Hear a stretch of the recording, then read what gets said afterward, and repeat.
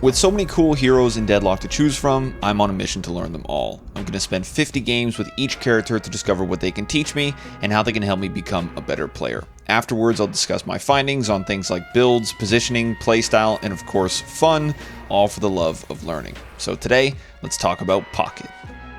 As a whole, I think Deadlock is the single hardest game I've ever played. From both a micro and macro perspective, the game just asks so much of you, and while the difficulty is at times overwhelming, it's also what makes the game so captivating. Every single interaction, from moving your character to taking an objective, is a hard-fought victory, and it brings with it a constant sense of achievement. It can sometimes feel like moving a mountain to get a win or pilot a hero, but for me, because it's so challenging, it's also just as satisfying. That sensation rings truest for me on Pocket, as out of every hero I've learned thus far, they're easily the hardest and one of the most enjoyable to play. Each part of their kit is intricately woven together, rewarding you for good positioning, well-executed combos, and thoughtful build crafting, while also punishing you rather heavily for your mistakes or misplays. As a high-risk, high-reward character, Pocket exemplifies the demanding nature of Deadlock as a whole, and while it can feel cumbersome to live up to their executional requirements, that demand for perfection is what inevitably pushed me to improve with them. It's also something that reaffirms why I enjoy Deadlock as much as I do,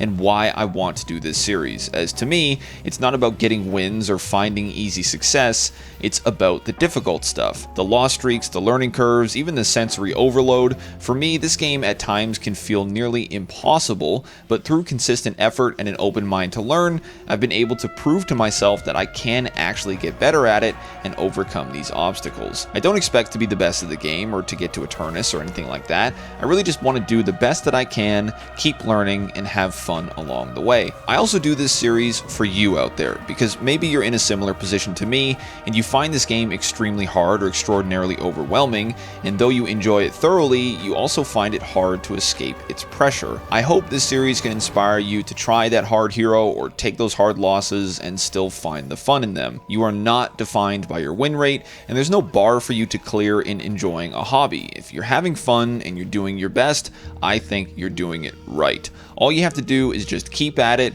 and in time, you'll see that improvement and find the fun just as I have. Playing Pocket was a real stress test of my abilities, and while they were extremely hard to learn, all the bumps in the road were more than worth it, as I once again find myself on the other side, a much stronger player.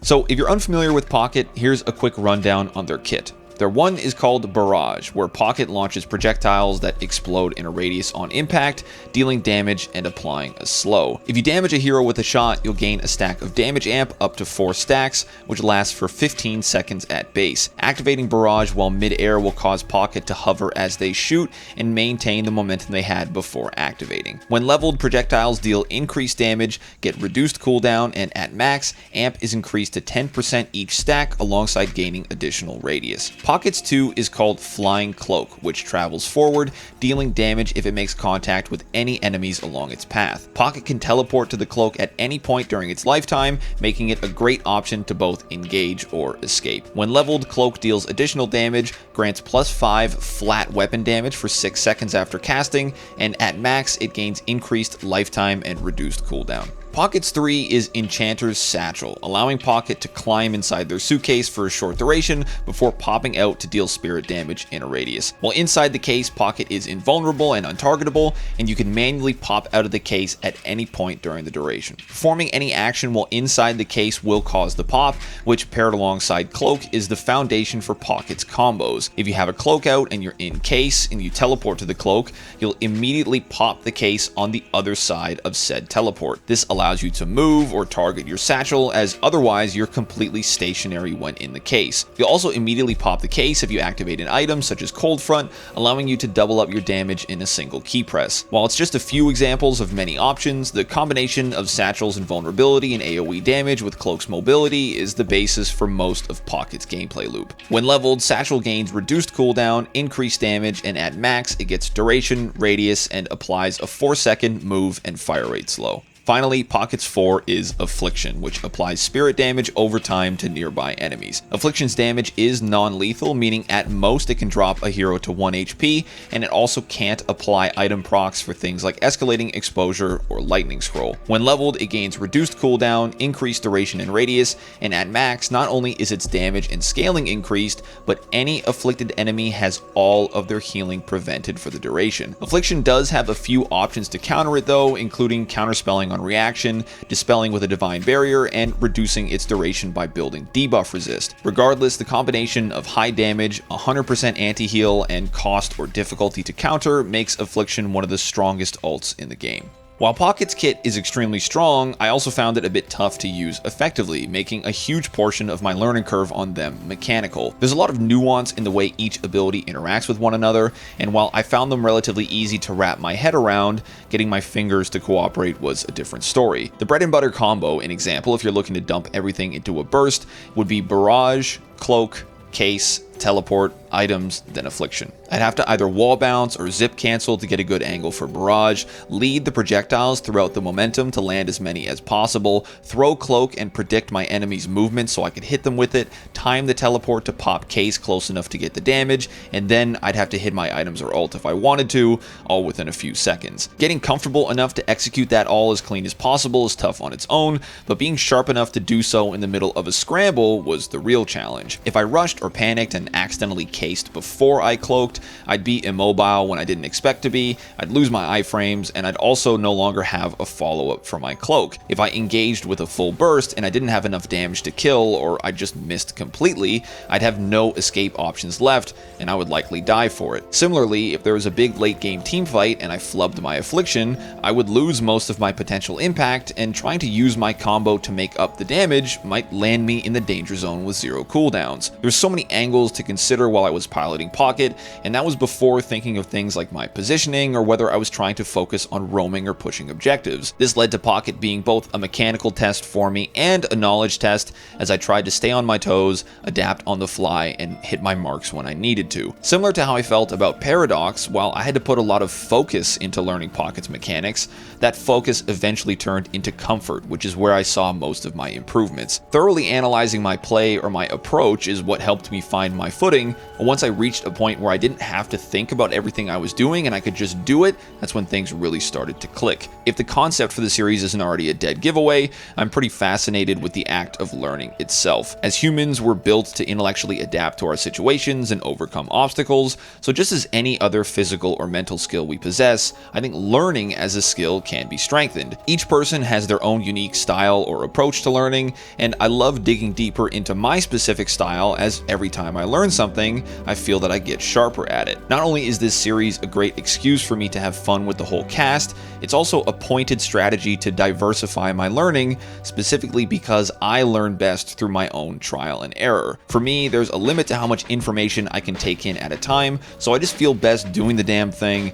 and learning as I go. Naturally, my style of learning then leans more into the error side of trial and error than others might, but for me, as odd as it may seem, that's exactly the point. By making mistakes or by doing things that are quote-unquote wrong, I can then make adjustments to how I'm learning and find what works for me. I bring this up because specifically in the case of Deadlock, my greatest lessons always come from losses. After a beatdown, I ask myself a series of questions like, how could I have had more impact, or was my itemization effective? And I do my best to produce an objective answer, specifically one that's in my control. While I think it's good to recognize issues that are team-wide, knowing that there's limits to what I can control or what impact I can have, I find it more productive to essentially place the blame on myself and work from there. Whichever elements of my play I felt were most lacking in that game, I can focus on them in the next or in practice, and I can make those failures the foundations of my success. I wanted to discuss this because it's not only a core part of my philosophy, it was also central to my experience on Pocket. As I mentioned at the top, I found Pocket extremely challenging for a variety of reasons, which did lead to quite a few losses that I felt I played poorly. While they were frustrating at times, they also brought to the forefront exactly what skills I needed to improve or implement, and they were responsible in the end for most of my progress. It was a topic I discussed with chat a lot throughout the streams, where we would both critique my play after a game before we would make a strategy for the next. Specifically, around the midway point of my time with Pocket, I was starting to feel pretty comfortable with their kit, but I was still struggling to make an impact. I could combo well, I was confident in my itemization, and I had adjusted to their gun, but I wasn't netting many solo kills and wasn't swaying team fights. Discussing my positioning, my decision making, and reviewing my stats from the games, it was obvious that I wasn't afflicting enough, and I was too focused on waiting for the perfect moments that never came. I was always looking to ult several people at once, so I would just hold onto my affliction and die with it when I could have used it to guarantee a pick or even sway a small scramble. With that in mind, we decided to build more focused into ult, so I would force myself to afflict early and afflict often. Over the next few games, I broke the habit, learned to use it or lose it, and almost immediately began seeing a larger impact. Returning to my main build and positioning myself to be involved in as many fights as possible, I now had the comfort, the combo, and the afflictions needed to succeed. The losses turned into wins, the low damage games turned to MVPs, and before I knew it, I had found my stride. While losses can be discouraging, I firmly believe that they're the single most important tool for me to learn, and in the case of Pocket, my struggles were well worth it for the growth I saw in the end. When it comes to building Pocket, you can certainly take them in both a spirit and gun direction, with Glocket being a popular option. I did give Glocket a spin during my time, but it just wasn't for me, so I spent most of my games building into spirit. I found Pocket's combo so much fun to do, and it was undeniably satisfying to get big afflictions, so I built around being active to either burst people down in scrambles, or so I can ult in team fights. In lane, I was always looking to maximize my combo damage as early as possible, so for my AP order, I would start with 1 point into Cloak and 2 points into Case to get their damage upgrades. Afterwards, I like to max Affliction to get the anti-heal and increase damage, but depending on the game, I might max Cloak instead if I'm looking to do more split pushing. When it comes to items, most lanes I would start with my Spirit Spike, but occasionally I would go with Enchanter's Emblem as my first item. Pocket starts the game with minus 15% Spirit Resist, so if I was against heroes that dealt a lot of spirit damage like a Yamato or an Apollo, Enchanters would negate the negative resist while still getting me some spirit power. For my Spirit Spike, I liked going with Improved Spirit, Cold Front, and Mystic Burst to maximize my combo damage, as well as Mystic Expansion to make afflictions easier to land. More often than not, I felt that I would struggle to take good trades until I had my full combo online, so in most lanes I would play pretty passively until I hit my spike. At that point, if I had a few stacks from Barrage, a good combo could easily do a few hundred damage, which would set me up for some early kills to win lane, or even get me ahead to be strong for the first Rift fight. After my Spirit Spike, I'd grab Enchanters if I hadn't already, and then I would finish my Green Spike with some counter items. My Green Spike was very comp specific, but I would usually be considering if I wanted to spend 2 slots on it or 3. In a game against heavy spirit heroes, I really liked Resto Locket for the healing and the passive 10% resist, as well as spirit shielding. If I was looking to just get one item, I would occasionally get Spirit Resilience, but Dispel Magic was my go-to choice to save me from roots and slows, as well as to counter any heroes like Shiv or Infernus. For the gun spike, I really liked Mystic Shot because I was mostly investing into Spirit, so it would scale really well, and it would give me some sort of ranged option. Since Mystic Shot doesn't have fall off and it goes straight down the middle of Pocket's spread, I was sometimes able to pick off escaping enemies that I otherwise might have lost. For my other gun item, we landed on weighted shots per chat's recommendation, which I really liked for the slow, and it netted a solid 40% damage boost alongside its 22% debuff resist. We tried a few other options like Cult Sack or Point Blank, but I think Mystic and weighted shots are a great balance to keep Pocket's gun feeling great throughout the whole game.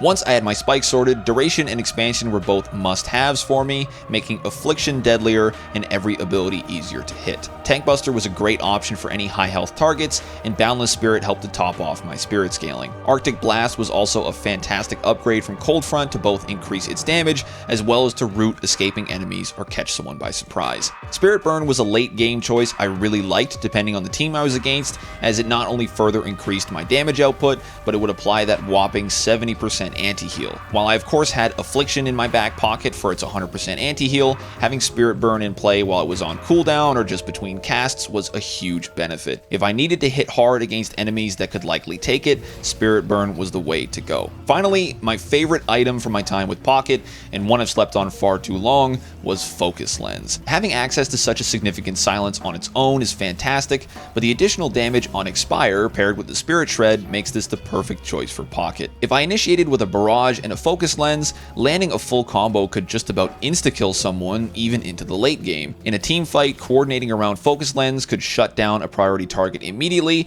and it was responsible for winning me a lot of fights. I'll absolutely be running Focus Lens a lot more in the future, and if you're looking to pick up Pocket, I can't recommend it enough. Overall, I loved my time with Pocket. They were extremely challenging for me to learn, and I had several rough patches along the way, but I'm thrilled that I was able to persevere. As with every element of the game for me, overcoming its challenges is so satisfying, and learning Pocket was no exception. They were really far out of my comfort zone, and they were both mechanically and strategically deep, but sticking to my guns, I was able to find what worked for me. It was also a great glimpse into how I specifically learn and why I engage with it the way I do. I believe that the act of learning is a very personal process, and while comparison is the thief of joy, it can also be a barrier to progress. No matter the outcomes of my games or the quality of my performance, by being thoughtful and honest with myself throughout the process, I was able to consistently move towards improvement. I didn't have a bar to clear, I didn't have a specific goal in mind,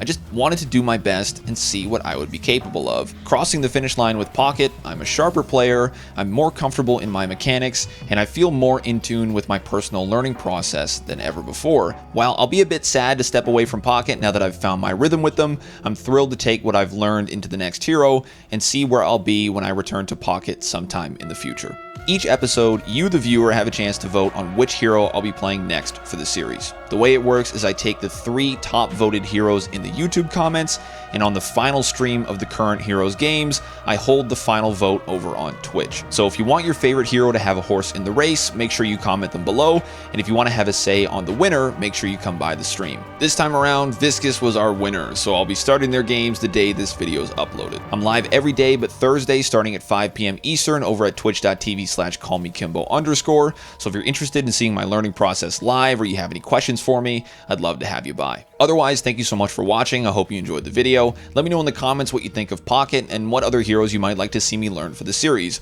I've also put the build ID in the description for my Pocket build if you're looking for a place to start, and you can subscribe to the channel to keep an eye out for more videos soon.